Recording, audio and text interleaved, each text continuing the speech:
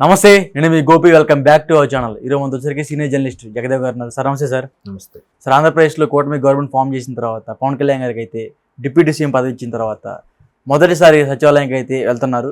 So ఈ క్రమంలో అమరావతి రైతులు అయితే ఆయనకి బంతిపూలతో ఒక నీరాజనం అయితే పలవడం జరుగుతుంది. అంటే వెలగపూడి నుంచి సచివాలయం దాకా బంతిపూలు చల్లుతూ ఆయన్ని సచివాలయానికి అయితే తీసుకెళ్లారు. సో ఇంతటి అభిమానం ఆయన దక్కించుకున్నారు కాబట్టి సో మీరు దీన్ని ఎలా చూస్తారు? ఆయన ఎక్కడికి వెళ్ళినా బ్రహ్మరథమేనండి. ఎందుకంటే ఈ గజమాల అంటారు, తెలుసు కదా. గజమాల అనేది మహా అయితే ఒక మనిషి అంత ఎత్తు గజమాల ఉంటుంది. బట్ ఒక మనిషి క్రేన్తో గజమాలతో సత్కరించిన కూడా ఫస్ట్ పవన్ కళ్యాణ్ గారికి ట్రెండ్ స్టార్ట్ అయింది. తర్వాత మిగతా నాయకులకి వేశారు. ఇంకొక వ్యక్తి వినూత్నంగా గోదావరి జిల్లాలో క్రేన్కి తాడు కట్టించుకొని దండ పట్టుకొని ఆ గాల్లో వచ్చి వేసాడు.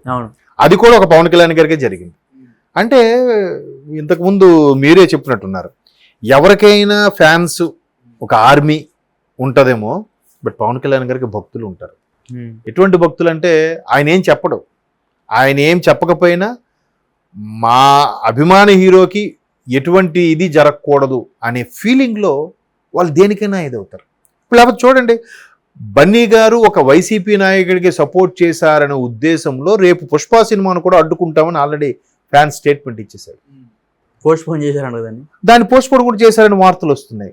మేబీ దీనికి భయపడి పోస్ట్పోన్ చేశారా లేదా లెక్కల మాస్టర్ క్యాలిక్యులేషన్ బట్టి సుకుమార్ గారి వల్ల పోస్ట్పోన్ అయిందో తెలియదు. కానీ బట్ చూడండి, అక్కడ మరి పవన్ కళ్యాణ్ గారు ఆపమని చెప్పాడా? లేదు. 10 ఏళ్ళు ఒక హిట్ లేదండి ఇండస్ట్రీలో. జానీ నుండి అంటే ఖుషి తరువాత ఆల్మోస్ట్ ఆల్ ఖుషి ఎప్పుడు వచ్చిందండి? 2001లో వచ్చింది ఖుషి. జల్సా ఎప్పుడు వచ్చిందండి? 6 or 7 వచ్చింది కదా. అంటే ఎన్నేళ్ళు పట్టింది? మధ్యలో అన్నీ యావరేజ్, పర్వాలేదు ఇట్లా అనిపించే కదా. ఆ తర్వాత కూడా మరలా ఎన్ని వచ్చాయి? గబ్బర్ సింగ్ ఒకటి బ్లాక్ బాస్టర్, మళ్ళీ కాటమరాయుడు, అవి ఇవి ఏదో మొన్న బ్రో కూడా పవన్ కళ్యాణ్ వల్ల ఆడింది కానీ సినిమా ఏం లేదని అన్నారు, టైం గురించి సంబంధించిన సినిమా అన్నట్టుగా. బట్ అది తమిళ్లో చాలా బాగుంటుంది అది విషయం.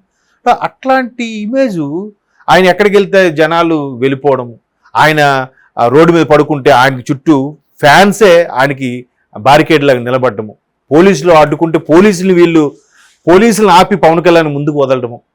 ఇది ఇవన్నీ ఎట్లా అంటే మేబీ ఆయన హ్యూమన్ బీయింగ్ అవ్వచ్చు, లేదంటే ఆయన హెల్పింగ్ నేచర్ అవ్వచ్చు, లేదా డౌన్ టు ఎర్త్గా ఉండే వ్యక్తిత్వం అవ్వచ్చు. సో ఇప్పుడు ఈరోజు కూటమి ఏర్పడడానికి గల ప్రధాన కారణం పవన్ కళ్యాణ్ గారు.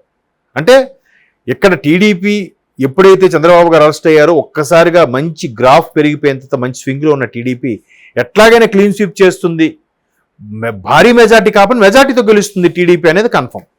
ఒకవేళ మరలా జనసేన కానీ సెపరేట్గా పోటీ చేస్తే ఓట్లు చీలిపోయే అవకాశం ఉంది. మరలా 2019 సీన్ రిపీట్ అవుద్దేమో అని ఈయన అరెస్ట్ అయిన మరుక్షణం వీళ్ళు కలిసి ఎట్టి పరిస్థితుల్లో కూడా నేను ప్రభుత్వ వ్యతిరేక ఓటును చేల్చను అని చెప్పాడు. ఆ మాటకి కట్టుబడి ఉన్నారు. ఎంతమంది కాపు సామాజిక వర్గం నాయకులు బెదిరించారు, ఎంతమంది లేఖలు రాశారు, ఎంతమంది విమర్శించారు. సొంత గూటి పక్షులే కొంతమంది సీనియర్ నాయకులు అంతవరకు ఉండి మాకు ఇలాగ వెళ్ళిపోతుంది, మీరు వాళ్ళతో పొత్తు పెట్టుకుని మాకు ఇష్టం లేదు, మాకు టికెట్ రాదని చెప్పి వెళ్ళిపోయారు కూడా. ఆయన ఎవరు? అనిల్ శుంకర్ గారు లాంటి వాళ్ళు, లేదా పోతిన మహేష్ లాంటి వాళ్ళు ఇండైరెక్ట్గా విమర్శలు కూడా చేశారుగా. ఇటువంటి నేపథ్యంలో ఆ పవన్ కళ్యాణ్ దేనికి చెల్లించకుండా అలాగే ఉండి ప్రభుత్వాన్ని పడగొట్టాలి, మన కూటమి ప్రభుత్వాన్ని స్థాపించాలని ఎంత ప్రయత్నించారు. ఇంత ప్రయత్నించిన తర్వాత చంద్రబాబు నాయుడు గారు ముఖ్యమంత్రి అయితే మొట్టమొదటి సంతోషించే వ్యక్తులు ఎవరు? అమరావతి రైతులేక. ఈ 5 ఏళ్ళలో వాళ్ళు ఎంత చితికిపోయారు, ఎంత పీకిపోయారు, ఎంతగా ఆడపిల్లలు చిన్నపిల్లలు సహా ఎంత ధర్నాలు, ఆ కాలినడకన తిరుపతి వరకు వెళ్ళి ఎన్ని, ఒక్కరోజు కూడా 365 రోజులు ఇంటూ 5 ఏళ్ళు ప్రతిరోజు కూడా ఆ టెంట్ వేసి అలాగే ఎవరో ఒకరు ఉంటూ వాళ్ళ పనులు చేసుకుంటూ వాళ్ళ మనుగడ సాగిస్తూ కూడా ధర్నాలు కొనసాగించారు.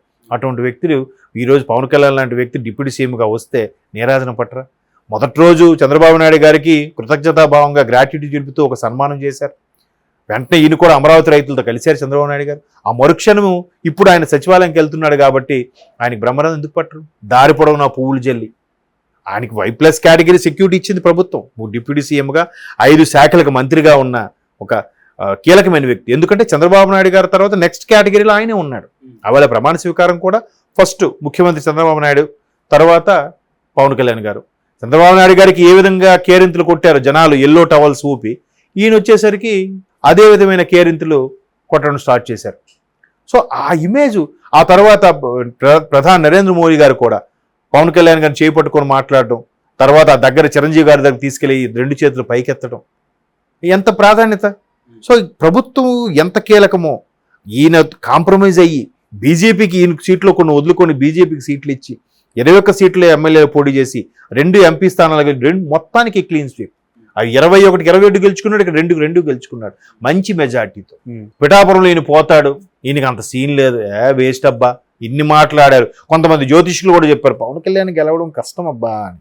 70,000 మెజార్టీతో గెలిచాడు ఆయన. ఆయనకు వచ్చే క్యాన్వాసింగ్ వచ్చే వాళ్ళు కూడా ఎవరి కాళ్ళు స్వచ్ఛందంగా వచ్చారు. ఈ జబర్దస్త్ టీం కానీ, కొంతమంది ఎన్ఆర్ఐలు కానీ, కొన్ని రకాల స్వచ్ఛంద సంస్థలు కానీ కేవలం పవన్ కళ్యాణ్ దృష్టిలో పెట్టుకుని వచ్చారు. సో అటువంటి వ్యక్తి ప్రభుత్వం కీలకంగా మారి ముఖ్యమంత్రి మీరు ఉండండి, మీ హోదాలో మీరు మీలాంటి విజనరీ పర్సన్ ద్వారా నేను చేస్తే నేను మీ దగ్గర కొన్ని పాఠాలు నేర్చుకోవాలి, తెలుసుకోవాలి, నాకు అవసరం. అటువంటి విజనరీ, అటువంటి ఎకనామిస్ట్ దగ్గర మనం పనిచేస్తే రాష్ట్రం ఎలా నడిపించాలో తెలుస్తుంది, ఎలా నడిపించకూడదో కూడా తెలుస్తుంది. అనుభవం మనకు కావాలి కాబట్టి ఆయన అదే చెప్పాడు, అదే ఫాలో అయ్యాడు. ఇప్పుడు డిప్యూటీ సీఎం హోదాలో వెళ్తుంటే అందరూ బ్రహ్మరథం పడతారుగా, వాళ్ళందరి కళల సాకారమైనది అనే ఆనందం వాళ్ళలో ఉంటుంది కదా.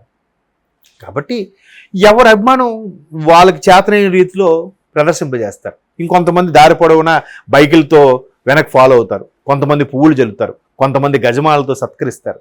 ఇట్లా రకరకాలుగా వాళ్ళ యొక్క అభిమానాన్ని తెలియపరిచినప్పుడు సర్వసాధారణంగా జరుగుతుంది. బట్ మీరు అన్నట్టు పవన్ కళ్యాణ్ గారికి ఎక్కడైనా సినిమా హీరోకి కానీ ఒక క్రేజ్ ఉన్న పర్సన్కి ఫ్యాన్స్ ఉంటారు, అభిమానులు ఉంటారు, ఫాలోవర్స్ ఉంటారు.